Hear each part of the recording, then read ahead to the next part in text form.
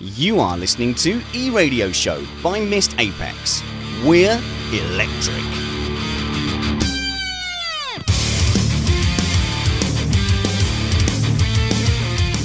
Hi, you're listening to eRadio, the place where Missed Apex talks about Formula E. I'm your guest host, Richard Spanners Ready. I do the F11. I'm joined by Chris Rainbow Sparkle Stevens. How's it going, Chris?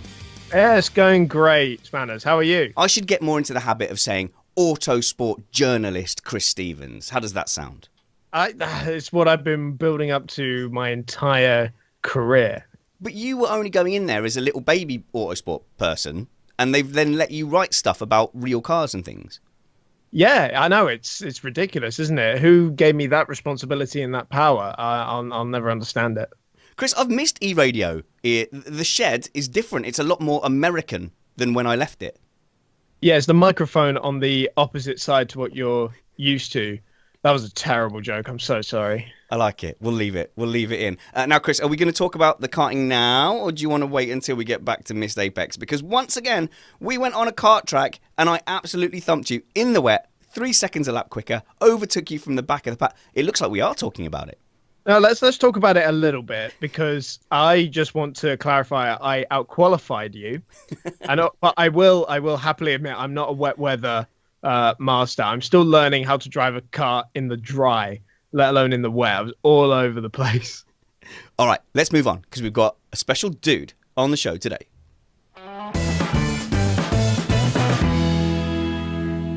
Joining us tonight is Mr. Motorsport Tech, Craig Scarborough, Scarbs Tech. How's it going, Craig? It's going really well, thanks very much. Yeah, Happy New Year. I think you're familiar with my apprentice here to my left. Indeed, I am. Speaking just a week or two ago. Yes. How does he conduct himself in real life? I mostly only see him in the shed, but I find it hard to believe that he's actually a professional journalist.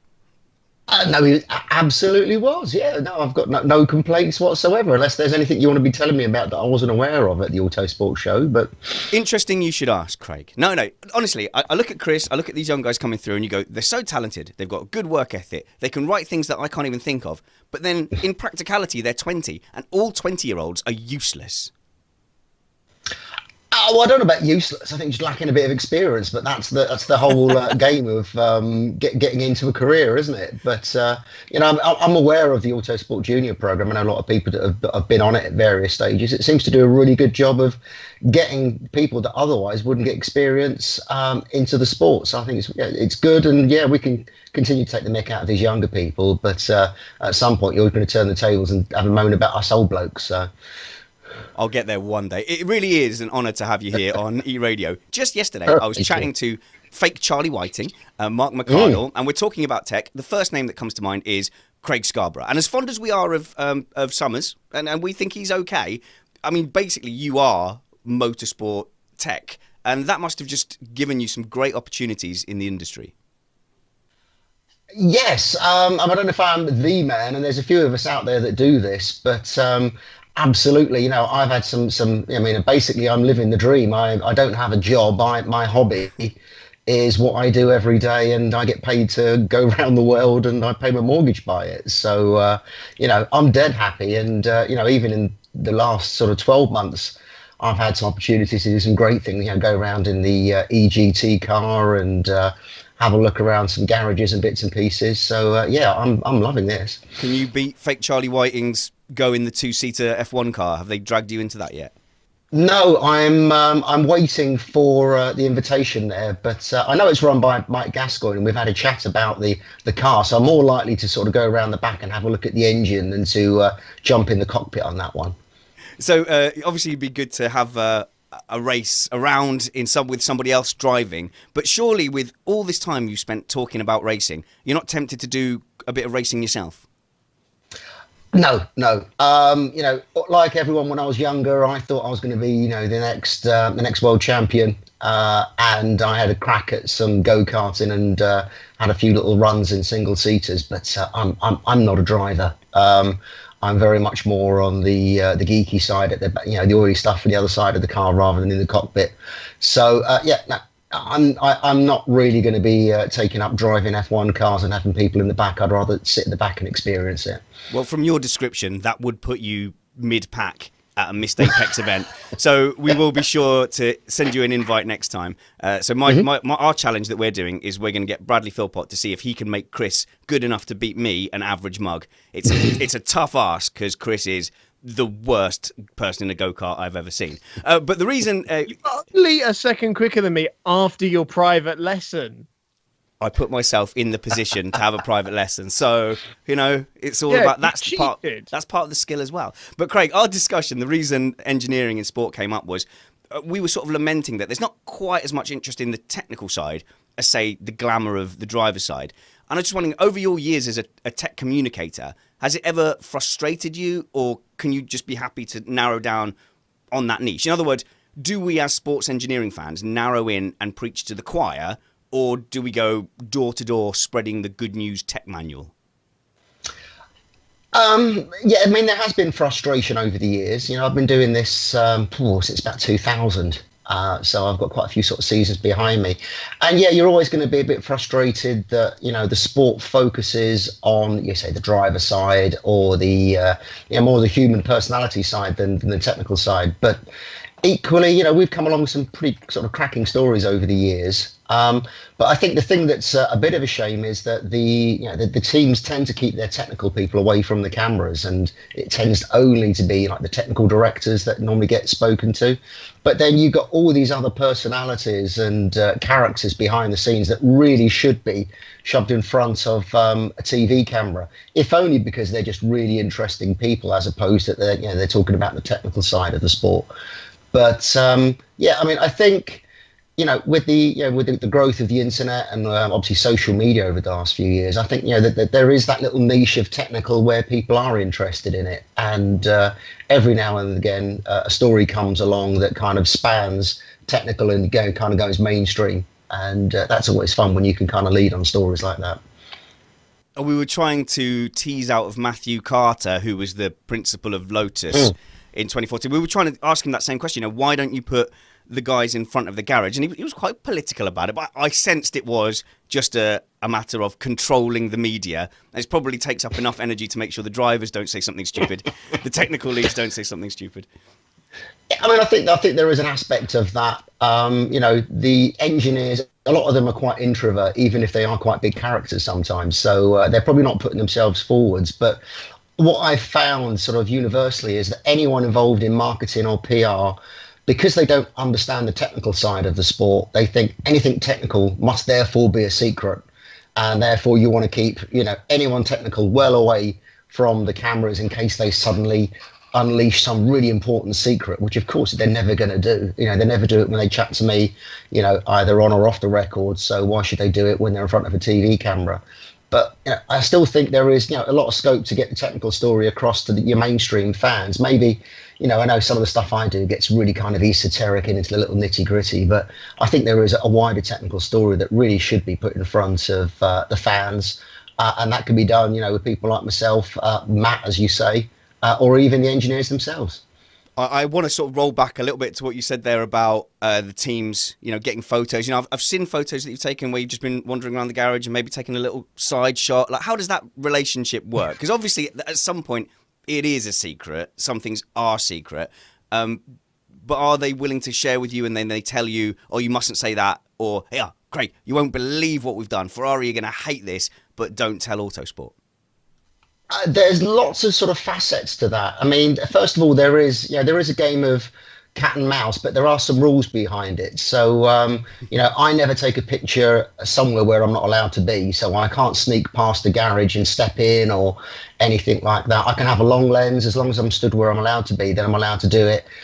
In fairness to Formula One in particular, they've really opened up the technical side. And when the cars are in the pit lane and it's scrutineering, you can get close to them and you can't be prevented from taking reasonable photographs. If I started lying down or kneeling behind diffusers, then I think they're quite right to be able to stop me from doing things like that. But, there is a sort of mutual respect there. But then again, what I can learn is a mere fraction of what each of the teams know about each other.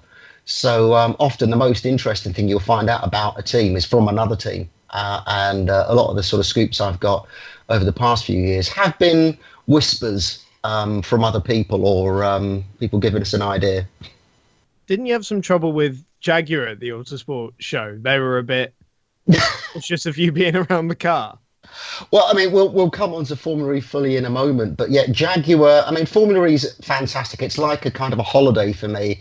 When I go to a Formula E event, everyone is very open. You're allowed to take pictures. They're much more forthcoming about their technology. Maybe not completely open. You can understand that, of course. It's a competition at the end of the day. But Jaguar have been in particularly very tight on secrecy, which is almost against the grain in Formula E. I was spoken to in the pit lane during testing. Oh, no, don't take a picture of that. It's like, I'm allowed to. And, I gave them, the respect because they did ask that I didn't take pictures. And, yeah, the car at the Autosport show was a Pucker season 4 car.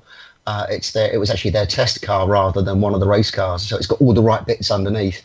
And I was looking at it, and the guy who came over started to have a chat, and I thought I could actually wing it and go, oh, this car looks really interesting. But he knew who I was. So I wasn't about to kneel down and start taking pictures through bodywork or anything like that. And again, that's kind of fair game. If someone asks you not to do something, you don't do it. But most of the other cars at the Autosport show and most of the other Formula E teams are quite happy with you. I mean, I was at the Audi launch kneeling down behind the car with Dieter Gas stood behind me and let me take pictures. I know not to linger too long when I'm in that sort of position. But again, kind of part of the game. And, different teams set different levels of stringentness in terms of how much access you can get to the car.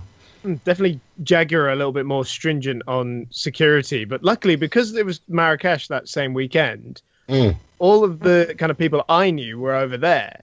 And so luckily, nobody at the Jaguar stand knew who I was. So I just started looking underneath and getting down on my knees and everything to take a look at what was in the car. Shouldn't you have made that story? One of the other Autosport juniors was getting on their knees and taking photos of the car. Oh, no. Hopefully they don't listen to I'd love to edit this out, but I have no respect for your career or future. But what I do have respect for, Chris, is the fact that you've really kept up with Formula E since the beginning. You're very passionate about it. I've been on the sidelines a little bit, been a little bit busier this year, so I'm trying to catch up. I've just been catching up with last weekend. So I'd like to ask Craig some general questions, and then I know that Chris has some very specific chat about the direction of the power units and things. So I'm still, as somebody who has been talking about Formula E since the beginning, doesn't 100% get it. It's not 100% in my heart, but I watch it and I enjoy the races. I think a lot of people like me are more interested in where it's going into the future. And I got the feeling that this season, technologically, was almost a marking time before bigger changes in season 5 with some big manufacturers coming in. Have I got the sort of atmosphere right?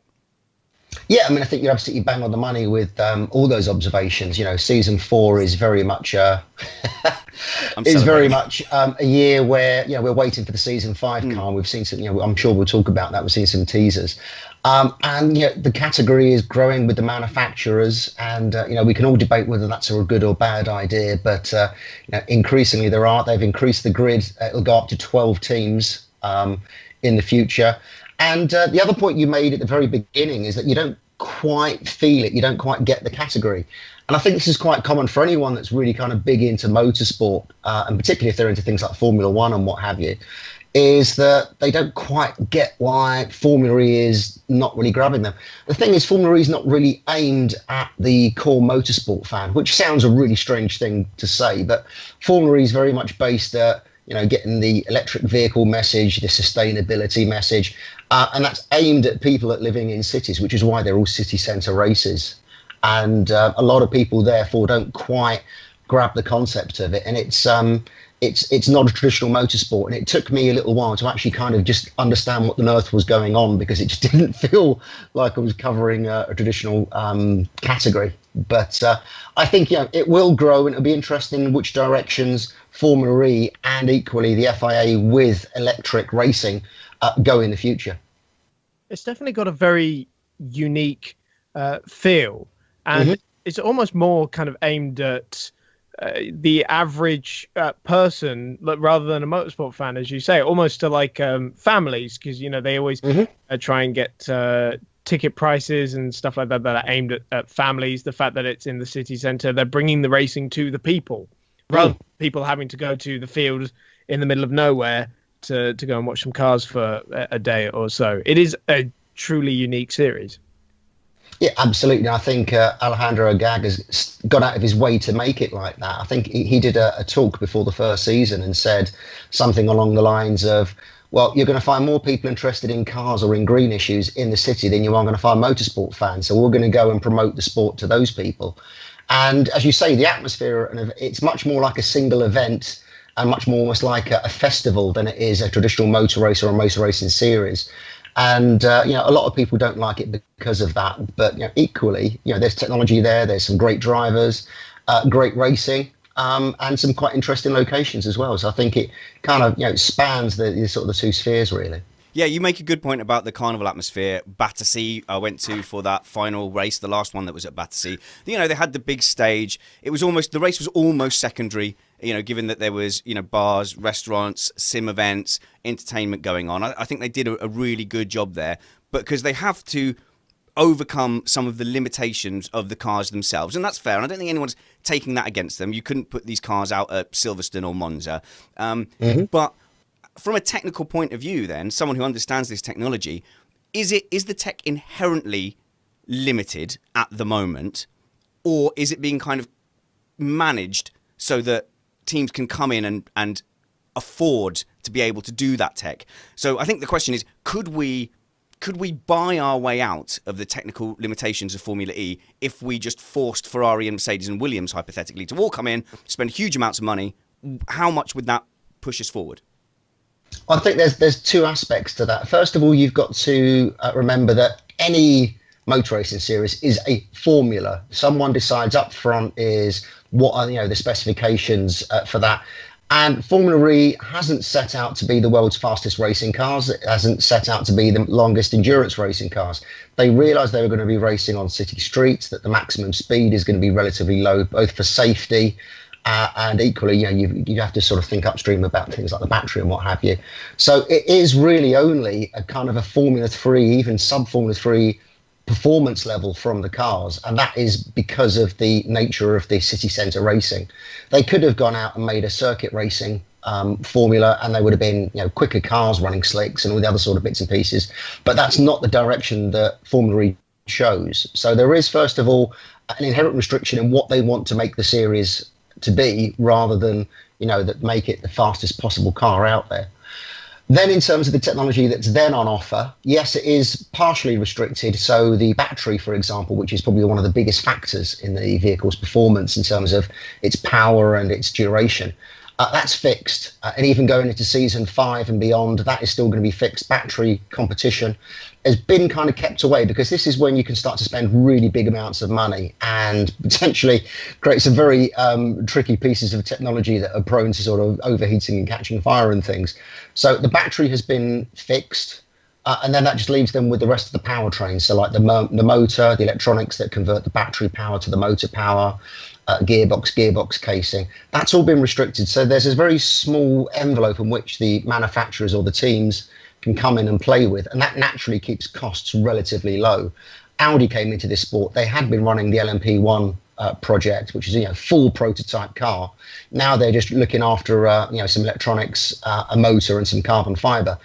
They said that they've had to really reduce the number of people down there. Says they couldn't simply throw people at the problem, because you just you don't get the rewards for doing that. But how long? So there is. Sorry, I was just thinking, how long will teams like Mercedes, when they come in, be happy with being restricted like that? If they can't buy their way or engineer their way, which is the same as buying their way out, because you throw manpower at it, how long would Mercedes tolerate that? I mean, you don't know, but what you can see is for people like for Audi, for BMW, in particular Mercedes and Renault are the perfect example of this. You can run a Formula E project as a side branch of a larger business. So when Mercedes come in, it will be Brixworth developing the powertrain. And we know Brixworth, it makes the power units for the Formula One engine, which includes lots of very relevant hybrid technology. We'll be able to do that alongside the Formula E project. So it's possible for them to actually do this at low sort of cost, in the grander scheme of things. The marketing people love it because it's obviously mirroring what's happening with road cars at the moment. But yeah, I mean, there's always the question: someone could come in and just, really, really throw lots and lots of money. And I mean, if you take the example of Audi at the moment, that have been keeping a watching brief over this for the first 3 seasons, now coming as a full manufacturer team, have had an awful season immediately with reliability problems, performance problems. So it's there's lots of new technology here that it takes time to mature for teams to get their head around it. So it's not the sort of manufacturer era that you perhaps had in Formula One or in LMP1 in Endurance Championship over the past few years. It's worth kind of remembering that the E in Formula E stands for entertainment as much as it does electric. That's Chris. I don't think that's true. I got something terribly wrong there for a moment. I think it stands for electric. And also, by the way, just rolling back, Chris, you can't have very unique. You're a journalist. You should know that. Anyway, carry on. Don't be phased. It's a tautology, so it's okay. Fine. It's just a technical point. Complicated words at me. I'm trying to help you learn. I don't need you. I have others. But I mean, going back to what you were saying about the speed of the cars, the fact that they run on road tires, they have very little downforce, and there's very little that they can actually work on inside the car. It's all for entertainment purposes. If we had, Formula One wings and Formula One slicks, the racing would be just as boring as it has been in Formula One in the past. Whereas it's not. It's a hugely entertaining series where cars follow each other nose to tail for 30 laps, and it's really, really entertaining. We get a close competitive field, but also navigates the narrow line between entertainment and also pushing the technology at a sensible rate that the teams can keep up. Yeah, I mean, you've kind of summed it all up perfectly there, really. There's not much to add. They have really kind of thought this through, and the only issue we have now is now they're coming into this manufacturer era. They just want to make sure that no manufacturer does start to run away with things, as can happen over an extended period. Maybe not someone buying their way in, but someone, just getting something so completely right that they're ahead of the game. And even last year, when it looked like Renault had the best car, they didn't win the championship. And I think already this year you've seen the complete order shaken up over the first 3 rounds. So I think Formula E are getting some things very right in the way that they're organising the series. Yeah, so let's just see what the chat room's there saying to you first, Chris. Paul Wright's saying that your beard's coming on again. So a bit of love and admiration for your facial hair. Obviously, a lot of the guys that have come into the chat room are Formula One fans who are Formula E curious, FE curious, so that's fine. A lot of them are saying, they didn't know when a race was on and, worrying about the marketing of it, or they only knew from the fact that eRadio was going to go live. So obviously, but all that stuff kind of takes time as well. And I'm not too worried about that, because I think if the whole world jumped on Formula E now, it's not ready for that fully center stage thing. I think they're almost marketing it correctly and growing correctly. I mean, I think they've certainly paced the first 4 seasons very well. And the fan base is growing. It's not massive, but you have to look at Formula E in comparison to other comparable motorsport series like Formula 3, GP3, even not GP2, it's F2 now. And it's probably got a bigger profile than some of the other, sort of single-seater categories out there. And, it's growing, and, their social media feed, if you're not already following the official Formula E Twitter feeds and their other social media feeds, you really should, because they're really doing an outstanding job on that side of things. And, there's a lot of the races are, very long haul distances, but we've got the European season coming up.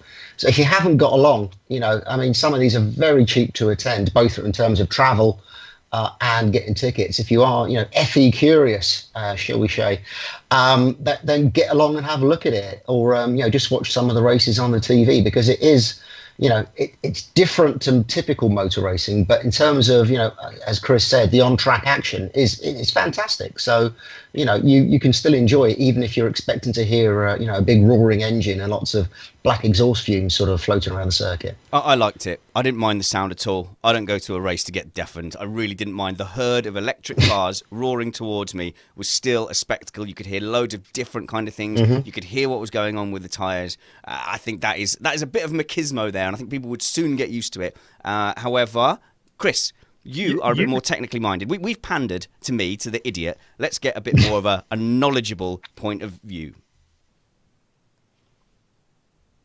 Normally, I press this button and a thing happens. Honestly, it's normally... Oh, there we go. I mean, it's normally much more impressive than that. You tell him, Chris, we normally have that down. Chris, why don't you go ahead with some of your more technical subjects? Yes, let's do it. I've been looking forward to this. Is getting into the nitty gritty of what each team has got underneath the hood in season 4. Of course, the big thing has been Audi and Mahindra's sort of merging into what Renault were doing last season. The single motor, direct drive. Yet they have different levels of competitiveness, it seems. So how do they differ from each other when, on the face of it, they have very, very similar designs?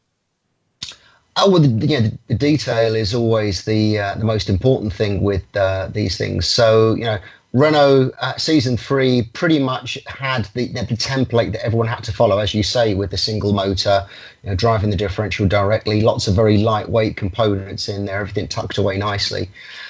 So they haven't had an awful lot to do over the winter, rather than just try and improve the efficiency and the setup that they already have.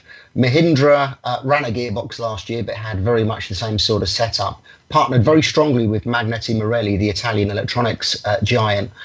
And Force India have just taken lots of weight out of the package. They've improved mechanical efficiency by getting rid of the gearbox and just driving directly to the differential from the motor.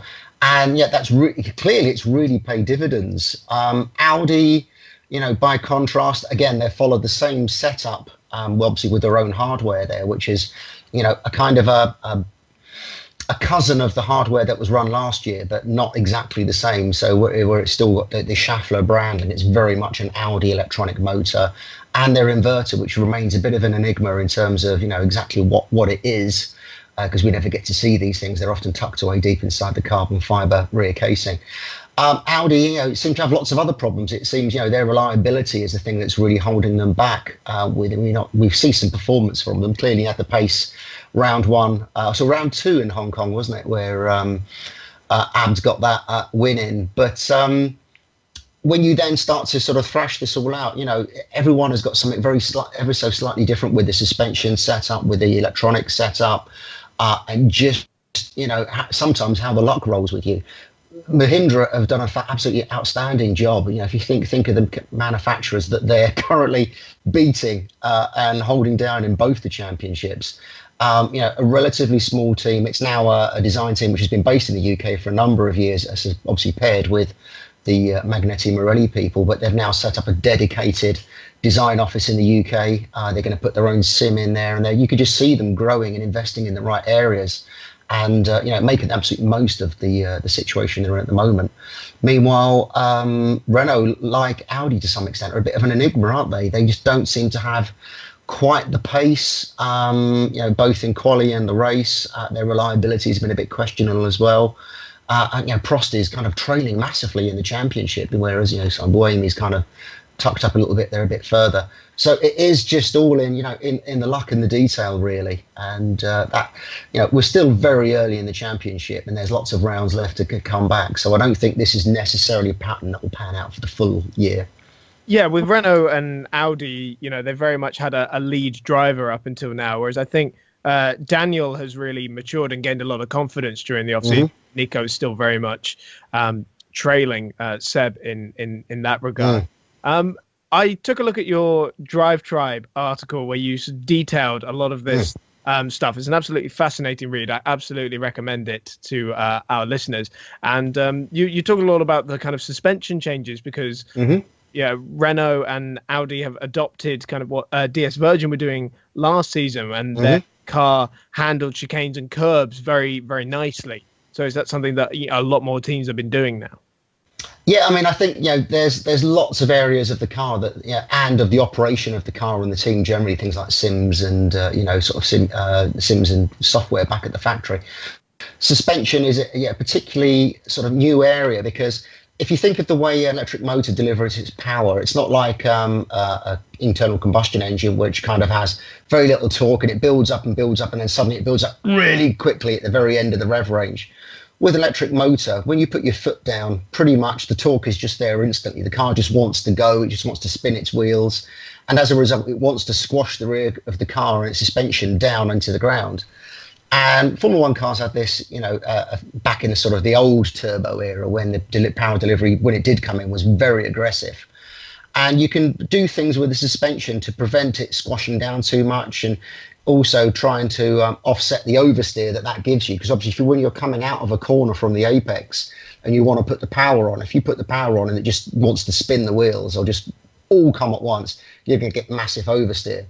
So what they're doing is actually designing suspension that as the car squats or as the car starts to roll out of the corner, it's inducing a bit of understeer from the rear axle, which gives the driver a bit more of a neutral feel on corner exit.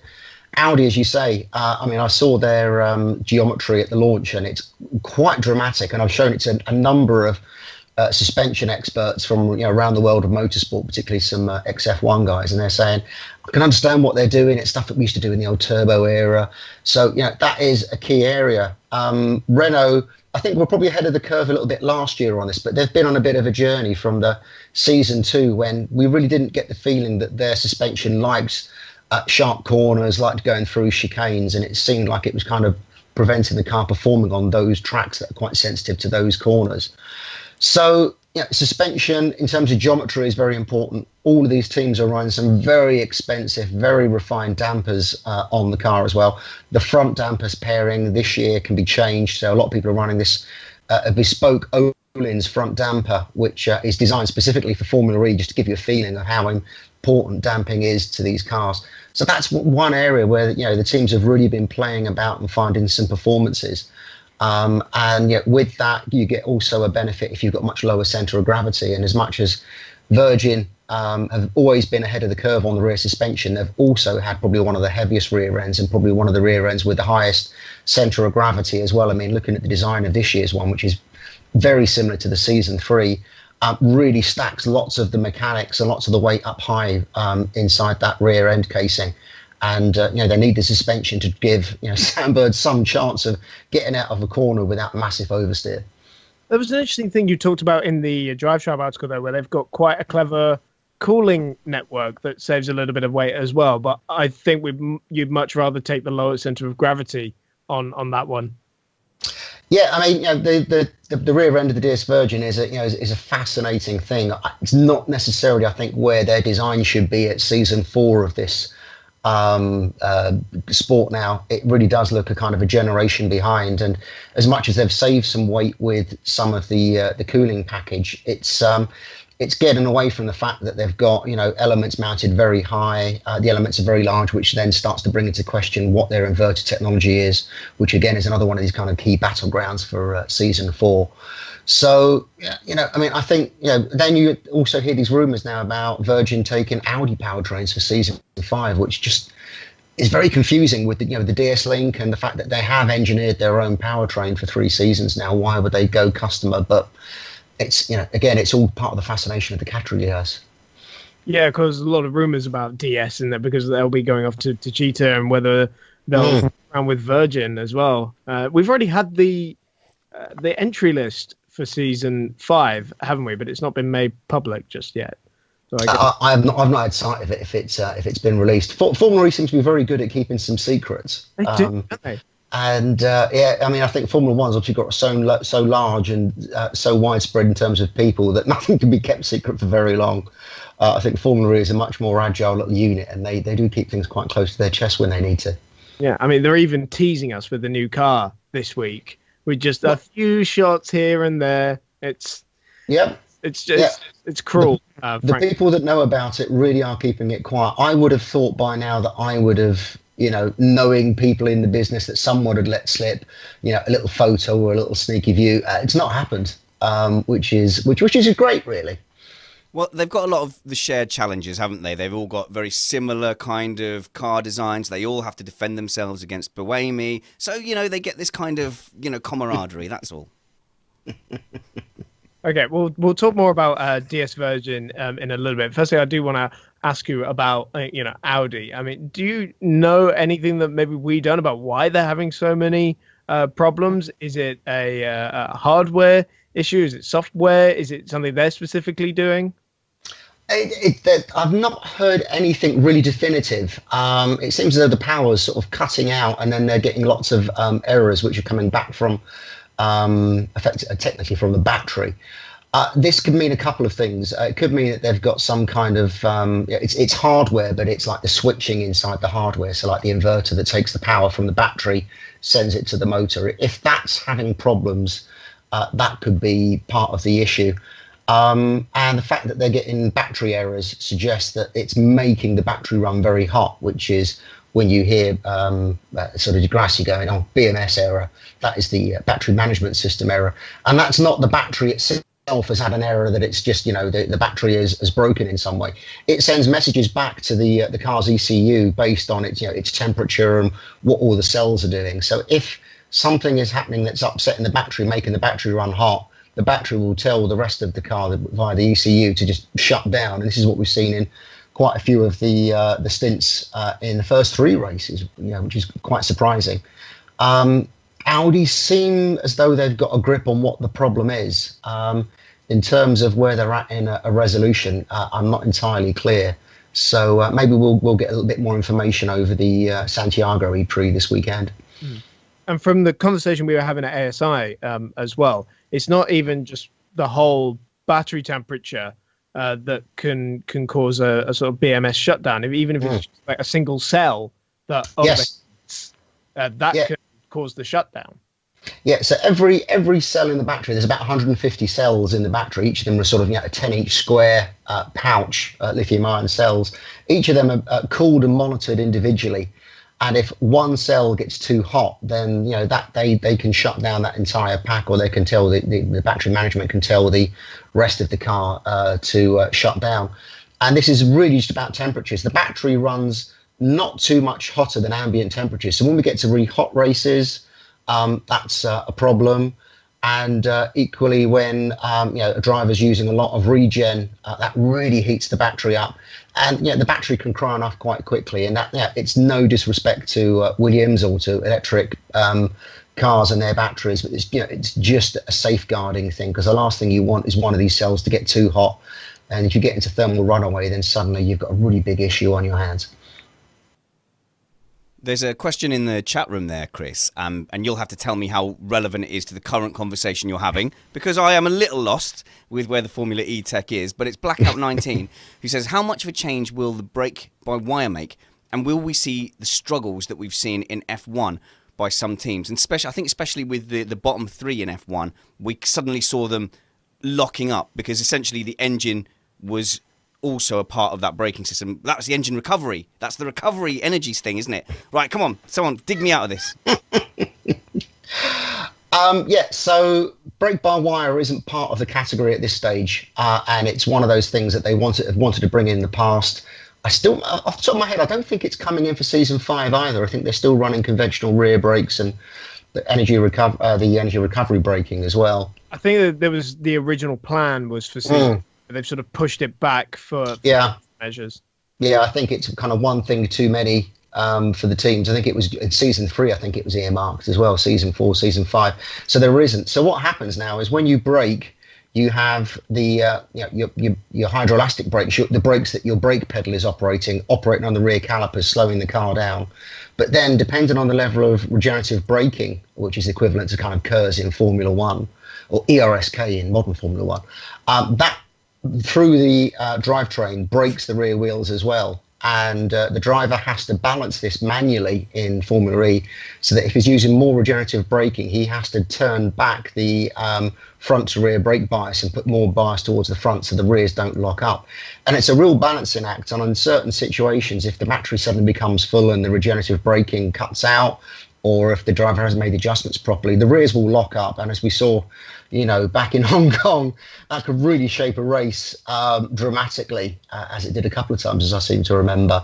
So when they do finally bring brake-by-wire in, I actually think you're going to find generally it's going to be an improvement for the drivers in terms of that there's one less thing that they have to manage manually on the car. There will be a change in feeling, but I think that's something that they will adapt to quite quickly in comparison to the inconsistency potentially they can feel with the current setup. Because we talk a lot about how you're changing the brake balance corner by corner, but we don't really talk about why. And it is that the changing of the battery temperature. You're not doing so much regen at the start of the race, but as the race goes on, you'll be regenning more and more and more, right? That's right. There's a kind of a free cycle part to the way that you do use your regen. As you say, at the start of the race, when you've got a full battery, you can't regen too much because the battery is nearly full anyway. And then as the battery charge starts to be used up, you can then use more regenerative braking to top the battery up as you go along. But the problem then is that then starts to heat the battery up. So when you get to like that third cycle in a stint, the battery is too hot for you to use too much regenerative braking. So you kind of have to back that off. Equally, sometimes you get the drivers just turn it off completely in order to get perfect balance with the car and just go for it for a few laps, obviously at the expense of energy consumption. There's a question from Spanner's Ready, putting his hand up patiently there.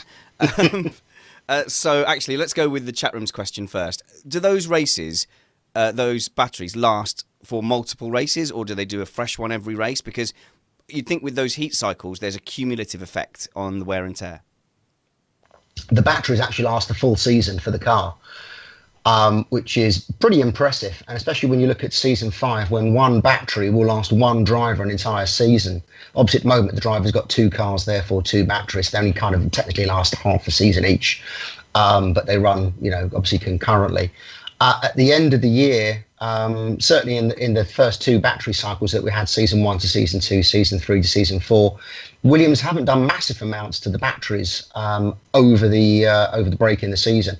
This year we've had a refresh of the cells and some other changes back in between season 1 season 2. They did some work there as well. So actually big chunks of the battery and electronics actually carry over from one year to the next. And you'll probably find some of these battery casings, the actual outer carbon case, which is much more technical than just a monocoque, because it's got lots of fire prevention and electrical insulating properties built into it. Some of those battery cases will have actually still been used from season 1 into season 4.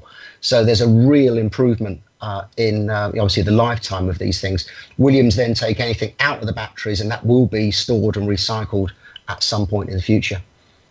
So my question, though, is there a tactical element to the things you two are describing there where you have to keep changing your balances and regenning at different points? Because if there is, I haven't absorbed that from the commentary necessarily because they're focusing on some of the race action. But that seems like quite a key tactical nuance to get out to the fans.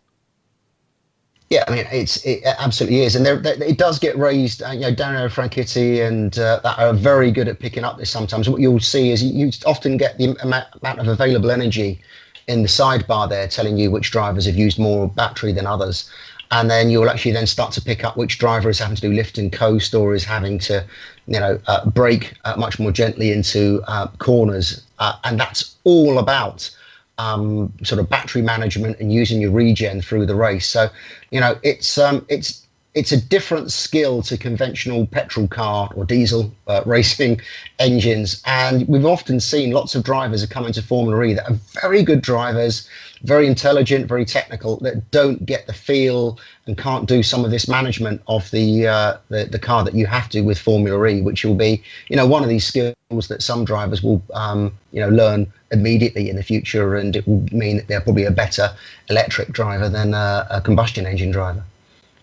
Case in point on the strategy element there would be John-Eric Verne in the first race in Hong Kong. Very quick in qualifying, put it on pole position, had no pace compared to Sam Bird, for example, in the race. He was having to regen far too much compared to Sam. Craig, I've got a few more questions about direct drive and Jaguar, because like you said, they've been very secretive about it, and on the Formula E website, they're credited as a direct drive powertrain. So how much more do you know about the Jaguar powertrain? Because they're the ones who have made the biggest leap over the course of the summer, which you'd expect. after their inaugural season. Yeah, it's funny. I actually heard a report just around the time when the cars were first testing that Jaguar did in fact have a gearbox, but the way I normally tell if you've got a gearbox or not is that you listen in the pit lane, and when the cars come in on the pit limiter, if they just sound, the motor smoothly running down towards low revs as the car comes to a halt, it's pretty much a sign that you've got direct drive between the motor and the differential, that you don't have multiple gears, different gear positions, 1, 2, 3, 4, what have you. And I haven't heard that with the. I've heard that with the Jaguar. In fact, I've heard that with virtually every car apart from the Andretti car. Otherwise, what you would hear is as they slow down, the gears kind of clack against each other, and the car shakes all the way down to a standstill. So, yeah, I'm pretty sure, and looking what I have of the rear end of the Jaguar, I'm pretty sure that they don't have any gear shifts in that car. And again, from the onboard, you don't really witness that either. I haven't heard any gear shifts, actually, to be honest, when listening on track as well, although I'm not always around the track at the right time. Let's see, I was meticulously watching the onboards, trying to listen up for a gear. It never came across any. It's funny when we talk about direct drive. You actually told me in ASI that as a concept right now, direct drive doesn't really exist. It's kind of the term that we use for what we have now. But essentially, direct drive will be actually having the motor in the wheel and whatnot. Yeah, so if in pure engineering terms, direct drive is when the motor is directly connected to the wheel, either because it's in the wheel or it's got a drive shaft running to the wheel, and both of them are turning at the same speed. But we don't have motors at the moment that can run that slowly. All the motors have to spin much, much quicker in order to generate the torque that they need. So what you have is a reduction gear set in between the motor and the differential, obviously then out to the wheel. We call that direct drive because it's a nice clean term for it. I think in the future, if they do get rid of the demand to run a differential, which I hope they do in coming seasons, then we will actually get something much more directly related to direct drive on the cars. But certainly this year, I think as much as, even Andretti, they have the old Hewland gearbox that they've run for a few years. But the torque of the current Magneti Marelli motor means that they don't have to change gear. You're kind of carrying around all that complexity and mechanical friction for no reason at all. But that's a different issue for Andretti. So yeah, pretty much this year, from lights to flag, no gear shifts whatsoever. Yeah, I'm glad you bring up the Andretti because it's for want of a better word, it's a bit of a mess of a car, really, isn't it? Are they the only team still using an aluminium casing and have a longitudinal layout? There's our paddock pass from them gone.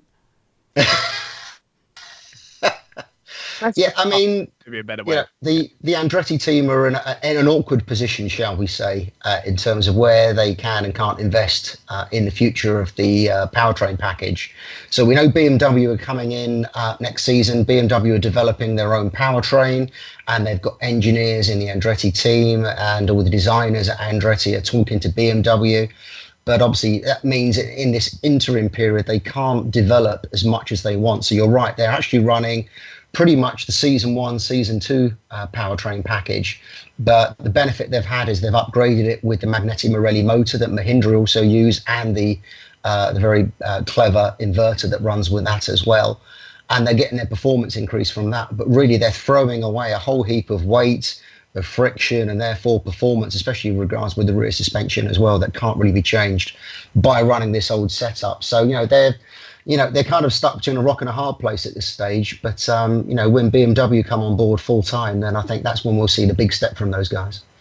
It is very much worth pointing out that season 5 is where Andretti and BMW's big aim has always been. Ever since Formula E sort of came about, BMW have said, season 5, that's when we'll come in. That's when we'll smash the lot of you. So, Chris, since I'm not technically minded here, I've been reduced to the role of timekeeper. So I think we've got time for one more section with Craig before we set him off on his merry way. Okay. I do want to clear something up on the DS Virgin. Because there's been a little bit of debate. We had a good talk about intermediate and stepped gears and whatnot. But does it have 3 gears?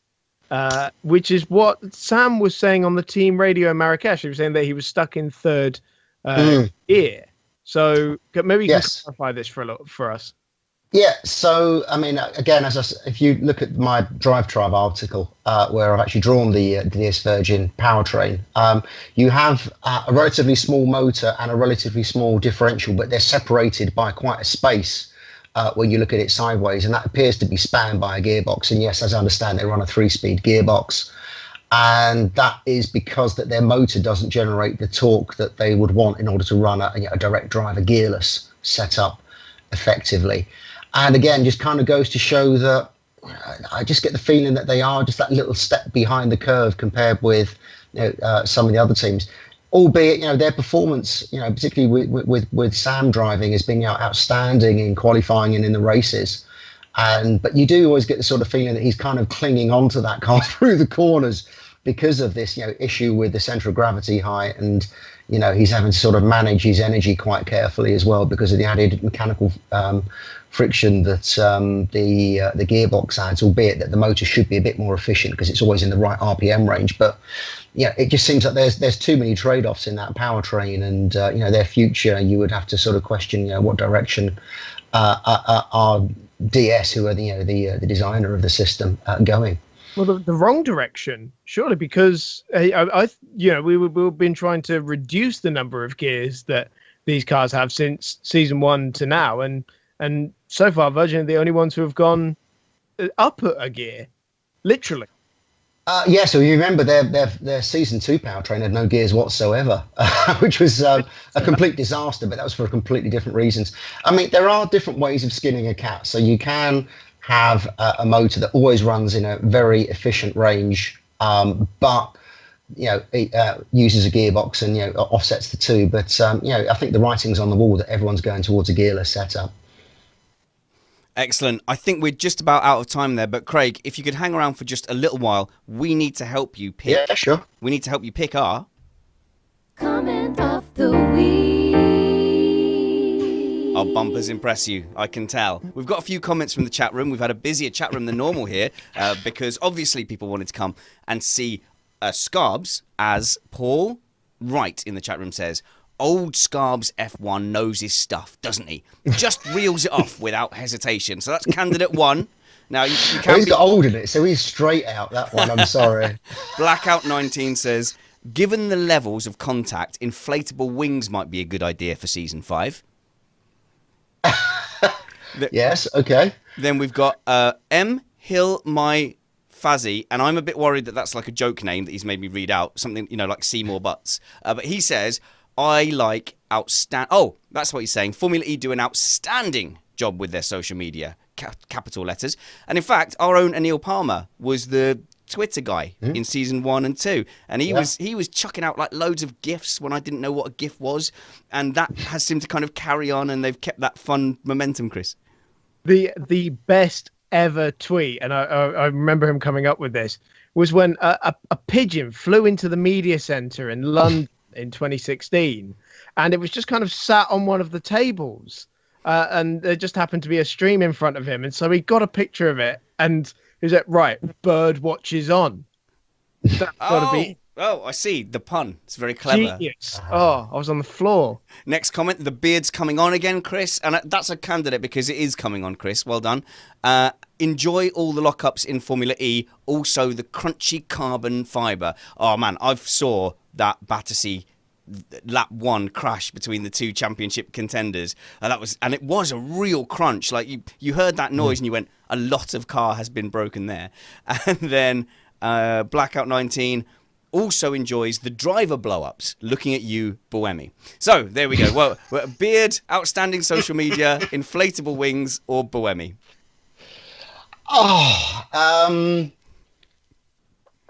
I would say I was the guy about the lockups and the crunchy carbon. I think that's I think that kind of sums it up. I think there's lots of notable mentions in there, but that one does it for me. And that is from, and he's corrected me in the chat room, that is his real name. Sorry, I didn't mean to offend you. Welcome to the chat room. Hilmai Faust, right? So you are this week's winner of comment of the week.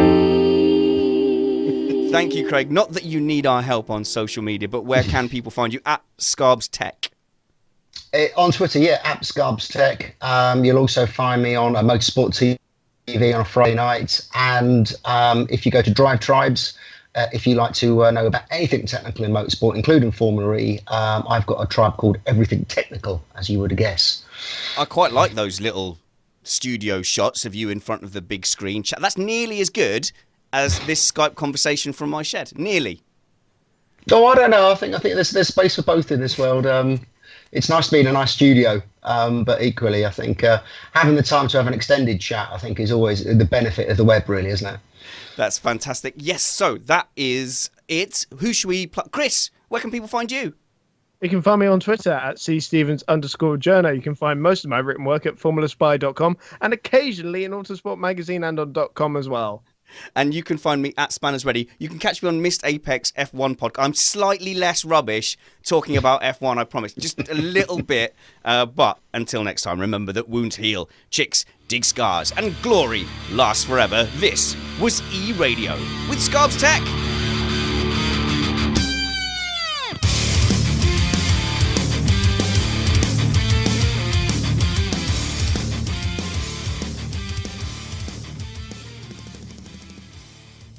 We did it, Chris. We survived without Matt.